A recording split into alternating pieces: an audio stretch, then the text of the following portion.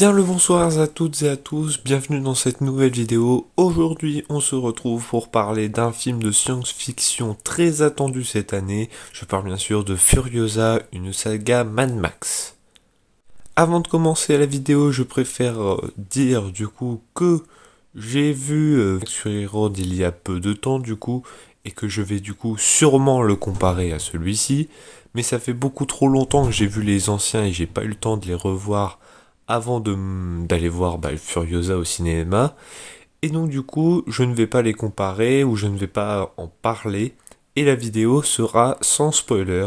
Furiosa, une saga Mad Max, est toujours réalisée par George Miller. C'est celui qui s'est occupé des 4 films avant et il revient à la réalisation de ce 5e film pour cette saga. On va du coup suivre l'histoire de Furiosa qui va être enlevé de sa famille et de sa terre natale par le méchant de cette histoire, Dementus, qui est un genre de prophète motard, va être interprété par Chris Hemsworth. Et on va suivre sa vengeance durant tout le film et on va essayer aussi de comprendre dans quel monde elle vit au moment où l'histoire se déroule. Pour commencer, avant toute chose, je préfère dire que je suis un grand fan de Fury Road. Selon moi, c'est l'un des meilleurs films d'action de ce dernier siècle, voire même tout confondu.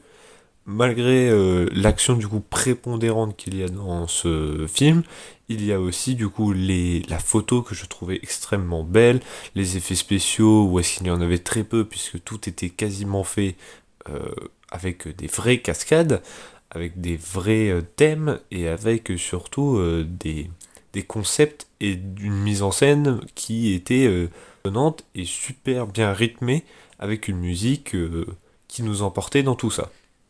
Avant de commencer ou d'aller voir Furiosa, ne vous attendez pas à avoir un Mad Max Fury Road 2 ou un Mad Max Fury Road bis, puisque là on n'est pas du tout sur le même thème, sur le même ton, ou même sur la même cadence qu'avait donné son prédécesseur. Parce que le film du coup va se contenter de faire autre chose et de donner une version différente du fameux univers qu'on a rencontré dans le précédent film, de manière beaucoup plus lente. Le film dure 2h30 par rapport à Fury Road qui durait 2 heures. Celui-ci a 30 minutes plus long et ça peut se ressentir par moments. Après, je m'attendais franchement à me faire chier un moment puisque le ton était vraiment très disproportionné. Et finalement, je me suis pas ennuyé à un moment où je me suis dit, là, la scène est de trop. Tout passait très bien. Change de Fury Road, mais il y a certains points qui auraient dû rester comme Fury Road, et c'est surtout au niveau des scènes d'action. Dans ce film, il y a très peu de scènes d'action, il y en a 2 ou 3 grands max, et pourtant, je n'ai pas été enjoué en voyant ces scènes d'action. Alors, je peux comprendre l'envie du réalisateur de mettre moins de scènes d'action ou d'en mettre certaines qui vont prendre moins de temps et moins palpitantes, mais comparé à Fury Road, et je suis désolé, malheureusement, c'est quelque chose que je pense qu'on va tous faire, parce que Fury Road se passe dans le même univers, et c'est également, du coup, juste après Furiosa, et toutes les scènes d'action de Fury Road étaient juste palpitantes. Il y avait ce côté où est-ce que, quelle que soit la scène d'action, on se prenait une claque. Là, Furiosa, c'était pas plat, mais il manquait 2 choses selon moi, et ces 2 choses, on peut les ressentir tout au long du film. Déjà, les effets spéciaux, qu'on s'attendait tous, en fait, un peu à voir comme ça, vu les bandes annonces qui nous avaient, moi qui m'avais personnellement un peu mis sur le côté, mais plus on avançait, plus je me suis dit, ah, c'est de plus en plus beau, et puis ils auront encore un peu de temps. Et finalement, il y a quand même certaines scènes d'action qui se font voir, et on voit très clairement le fond vert. Là, je pense qu'il y a eu beaucoup moins de scènes extérieures que pour Fury Road, et ça se ressent carrément lors des scènes d'action, ou au début du film, où est-ce que c'était un peu bizarre, par moments, au niveau du fond et des éclairages. Est-ce que les effets spéciaux m'ont sorti du film ? Pas forcément. On va dire qu'ils étaient juste assez choquants par moments, mais ils ne m'ont pas forcément sorti du film. Ils étaient là, un peu trop là, et ça aurait mérité peut-être un peu plus de travail, je pense, de profondeur. Il y avait certaines scènes, je pouvais comprendre pourquoi c'était comme ça et pourquoi les effets spéciaux étaient peu distordus. Mais là, il y avait certains moments où je me suis dit, non, là, il y a vraiment un problème, ils n'ont pas eu de temps, ou je sais pas, quelque chose dans le genre. Ils ont eu, pourtant, entre Fury Road et Furiosa, il y a eu 9 ans d'écart, mais il y a eu que 2 ans de production pour faire Furiosa. Et ça se ressent énormément, du coup, par les effets spéciaux qui, par moments, crèvent un peu les yeux. Également, le deuxième plus gros problème du film, selon moi, c'est le manque cruel de musique. C'est-à-dire que tout est plat, en fait. Et c'est rare que je dise ça, puisque souvent les musiques, moi, n'importe lesquelles que ce soit, je vais pas trop chipoter.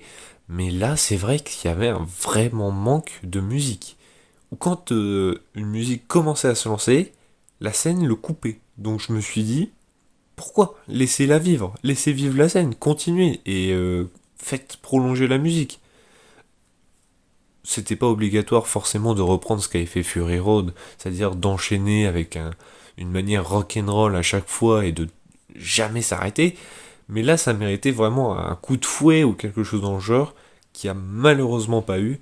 Et quand ça commençait à se réveiller, du coup, ça s'est très vite éteint. Et en plus, les thèmes musicaux qui étaient plutôt forts, eh bien, c'était ceux de Fury Road. Donc là, c'est vraiment un grand manque dans cette histoire.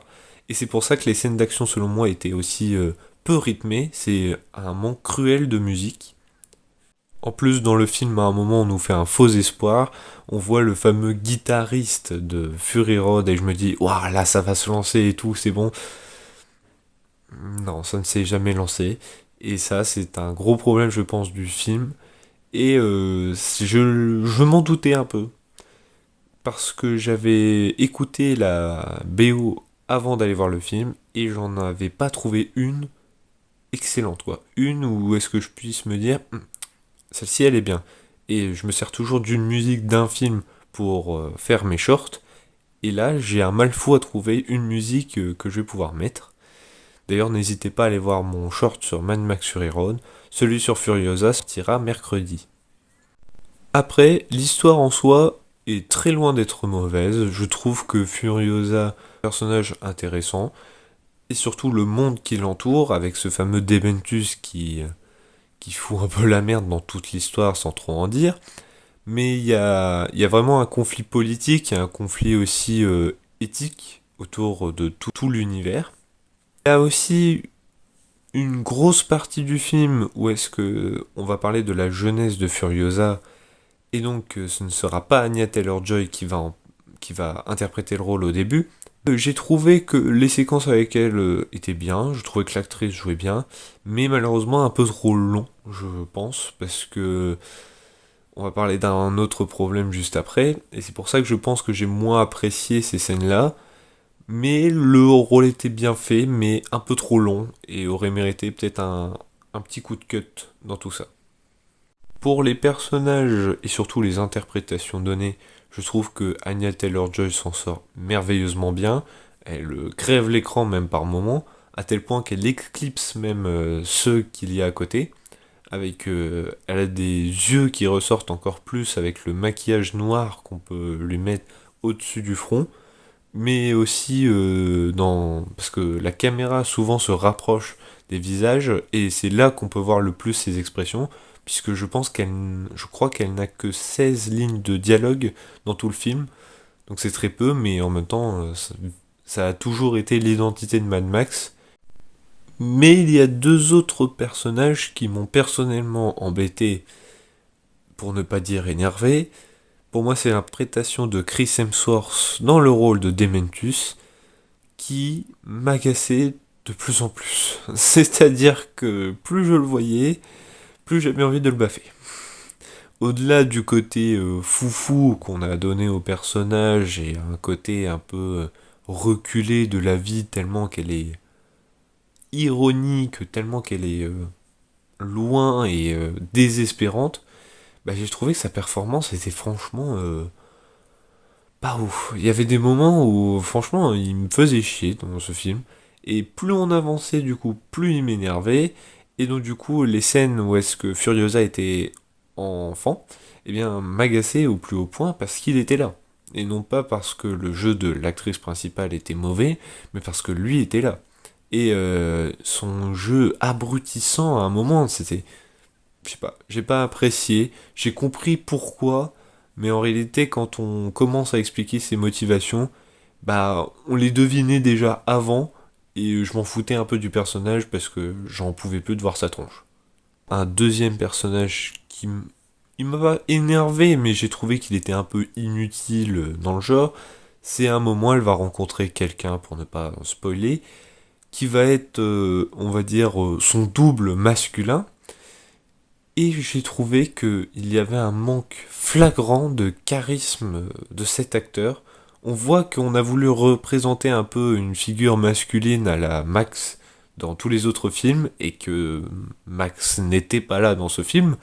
Et donc du coup, il fallait avoir une représentation masculine, mais je ne l'ai trouvée pas convaincante. Elle était bien, hein, mais malheureusement un manque de charisme flagrant, surtout que c'est Anya Taylor-Joy commence à crever l'écran, et donc du coup on ne lui laisse plus aucune place, et bah du coup forcément on n'a plus d'impact, et malheureusement un manque flagrant de charisme de cet acteur. J'aurais peut-être même préféré avoir une figure féminine au pire à côté d'elle, mais bon, c'est pas un bémol du film, mais peut-être un mauvais cast, je pense. J'ai trouvé que les méchants qu'il y avait par contre étaient plutôt réussis. Immortan Joe du coup était toujours bien resté. Je l'ai trouvé même beaucoup plus imposant que Dementus dans ce film. Il y avait plus de prestance, même les autres méchants qu'on avait déjà vus dans Fury Road étaient toujours aussi bien. On va dire qu'il y en a un en fait, j'ai pas compris pourquoi il était là, parce qu'en fait il ne meurt pas, et il n'est pas dans Fury Road. Alors je sais pas qu'est-ce qui s'est passé, peut-être qu'il est mort dans une bataille entre deux. Bizarre pourquoi ils l'ont rajouté, il n'avait pas beaucoup d'importance. Croire que je n'ai pas aimé le film, mais pourtant je l'ai bel et bien apprécié, je vais quand même en dire du bien. Je trouve que la photo était bien meilleure que ce qu'on a eu dans du coup les bandes annonces qui étaient décevantes, que ce soit effets spéciaux ou colorimétrie au niveau des images. Et là ça allait franchement beaucoup mieux, il y avait un meilleur contraste. Je pense que là c'était vraiment au niveau des effets spéciaux que ça a pêché. Je n'ai pas trouvé le film non plus lent, je l'ai trouvé plutôt bien, il y a juste des moments du coup qui m'ont agacé avec le personnage de Dementus, et je trouvais que ça rallongeait l'histoire pour pas grand chose. Mais sinon, j'ai trouvé que ça allait, c'était franchement plutôt plaisant à voir, je me suis pas ennuyé. J'ai trouvé le système de chapitres un peu à chier, franchement, même les titres étaient pas ouf. Ça faisait un peu à son dernier film 20 000 ans à t'attendre, qui là je trouvais que les chapitres étaient nécessaires, mais dans Furiosa pas vraiment. Il y avait aucun intérêt à avoir des chapitres. Ça ralentissait ou ça coupait même un peu bizarrement l'histoire. En force du film, ça reste également sa mise en scène, où est-ce qu'il y a des idées, quelle que soit la scène et quel que soit l'endroit. Il y avait dans les scènes de combat, malgré qu'elles soient peu rythmées, il y avait énormément aussi d'idées de mise en scène qui étaient franchement plaisantes. Il y avait aussi des endroits nouveaux qui ont été découverts, et ça faisait franchement du bien aussi de les voir, de montrer que dans ce désert, bah, il n'y avait pas que un désert. L'univers en somme est bien, même si beaucoup repris du coup de son successeur. En somme, je vous conseille d'aller voir Furiosa. Son plus gros bémol, je pense, du coup, c'est pour les scènes d'action qui, selon moi, n'ont pas été réussies, ou même au niveau du traitement de la musique, en fait, où ça manquait vraiment. Et un petit peu plus d'effets spéciaux mieux réussis aurait donné un bien meilleur film, mais ça reste un très bon film, un très bon blockbuster, où est-ce qu'il nous pose des questions, où est-ce qu'il y a des tas d'idées de mise en scène et une belle photo.